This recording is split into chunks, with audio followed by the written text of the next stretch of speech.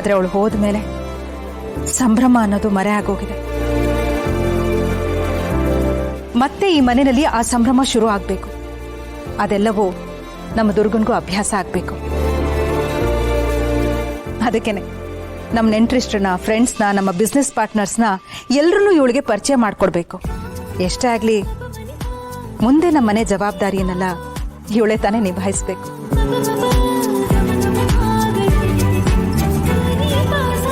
ಅದಕ್ಕೆ ಈಗ್ಲಿಂದನೇ ಇದನ್ನೆಲ್ಲ ಇವಳಿಗೆ ಪರಿಚಯ ಮಾಡಿಕೊಟ್ರೆ ಒಳ್ಳೇದು ಅಂತ. ಹೌದು ಶರಣ್, ಮಾಳವಿಕಾ ಹೇಳ್ತಾ ಇರೋದು ಸರಿಯಾಗಿದೆ. ಸರಿ, ನಿಮ್ಮೆಲ್ಲರಿಗೂ ಓಕೆ ಅಂತಂದ್ರೆ ನನಗೂ ಓಕೆ. ದುರ್ಗಾ, ನಿನಗೆ? ಅವಳು ಯಾಕಿಲ್ಲ ಅಂತಾಳೆ ಶರತ್? ಒಪ್ಕೊಂಡೇ ಒಪ್ಕೋತಾಳೆ. ನಮ್ ದುರ್ಗಾ ದೊಡ್ಡೋರ್ ಮಾತಿಗೆ ಯಾವಾಗ್ಲೂ ಗೌರವ ಕೊಡ್ತಾಳೆ ಅಲ್ವಮ್ಮ? ನೀನೇನ್ ಹೇಳ್ತೀಯ ಶಾನ್ವಿ? ನನ್ಗಂತೂ ಡಬಲ್ ಓಕೆ.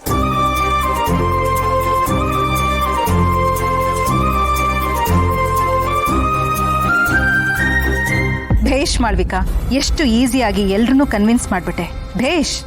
ಇದು ಪಾರ್ಟಿ ಅಲ್ಲ ದುರ್ಗಾ, ನಿನ್ ವಿರುದ್ಧ ನಾನ್ ತಗೊಳ್ತಾ ಇರೋ ಪ್ರತೀಕಾರದ ಮೊದಲನೇ ಹೆಜ್ಜೆ. ಮಂತ್ರ ಮಾಡಿ ಶಂಭುನೋ ಅಂಬಿಕನೋ ಎದುರಿಸಬಹುದು, ಆದ್ರೆ ನನ್ನ ಈ ಯುದ್ಧ ಮ್ಯಾಜಿಕ್ನಿಂದ ನಡೆಯಲ್ಲ. ನಿನ್ಗೆ ಪ್ರತಿ ಕ್ಷಣ ನೋವು ಕೊಟ್ಟು ಕೊಟ್ಟು ಕೊಟ್ಟು ನನ್ನ ಸೇಡನ್ನ ತೀರಿಸ್ಕೊಳ್ತೀನಿ. ಯಾರಿಗೂ ಅನುಮಾನನೂ ಬರಬಾರ್ದು, ಯಾರು ಮೂಗ್ ತೂರ್ಸಕ್ಕೂ ಆಗಬಾರ್ದು. ಹಾಗೆ ಮಾಡ್ತೀನಿ. ನೀವಾ? ನಾನಲ್ಲದೆ ಮತ್ತಿನ್ಯಾರು ಅನ್ಕೊಂಡೆ? ಓ, ದೆವ್ವನೋ ಭೂತನೋ ಅನ್ಕೊಂಡ್ಯಾ? ಅನ್ಕೊಂಡಂಗೆ ಆಯ್ತು. ಅಂದ್ರೆ ನನ್ನ ದೆವ್ವ ಇರ್ಲಿ, ಇದನ್ನ ಆಮೇಲೆ ಡೀಲ್ ಮಾಡ್ತೀನಿ. ಸರಿ, ಬೇರೆ ಏನೋ ಹೇಳೋದಕ್ಕೆ ಹೊರಟಿದ್ದಲ್ಲ? ಏನಿಲ್ಲ ಬಾಸು, ಸರಿಯಾದ ಸಮಯಕ್ಕೆ ಬಂದಿದ್ದೀರಾ. ಬಸ್ಸಾರು ಮಾಡಿದ್ದೀನಿ, ಉಪ್ಪು ಸರಿ ಇದೆಯೋ ಇಲ್ವೋ ಅಂತ ರುಚಿ ನೋಡಿ ಹೇಳ್ತೀರಾ? ಬಸ್ಸಾರ ಇಷ್ಟೊತ್ತಲ್ಲಿ? ನೀವು ಸುಮ್ಮನೆ ರುಚಿ ನೋಡಿ.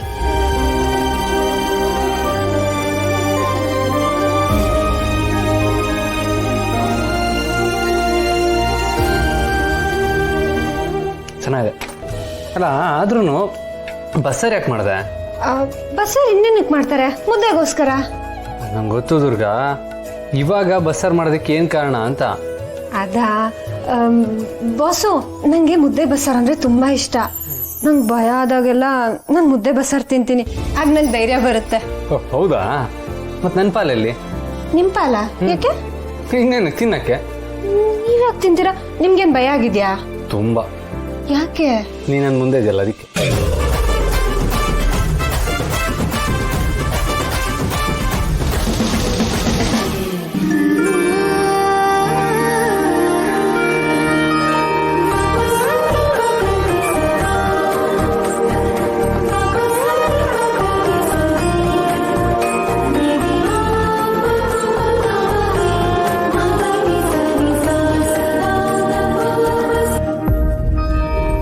ದುರ್ಗಾ, ಯಾಕೆ ಟೆನ್ಷನ್ ಆಗಿದೆಯಾ?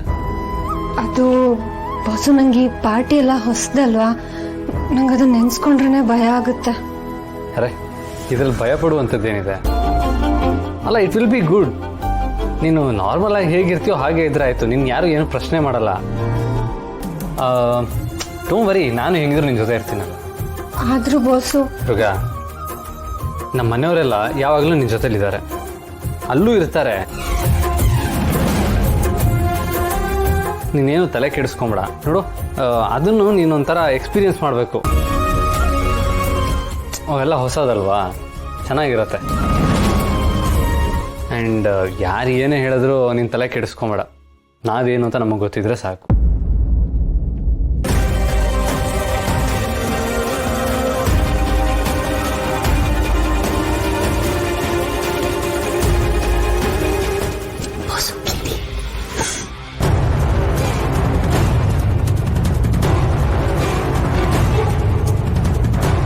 ಇಲ್ಲಿ ಯಾರೋ ಮಾತಾಡ್ದಾಗಿತ್ತಲ್ಲ.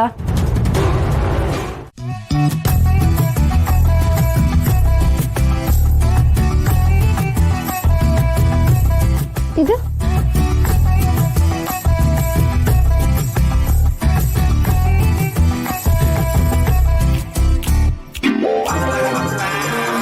ಇದು ಚೆನ್ನಾಗಿಲ್ವಾ?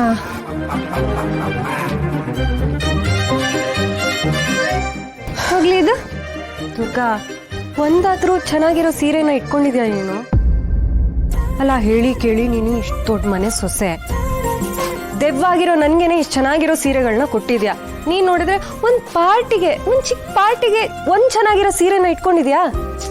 ನಂಗೆ ಪಾರ್ಟಿ ಗಿರ್ಟಿ ಎಲ್ಲ ಸರಿ ಬರಲ್ಲ.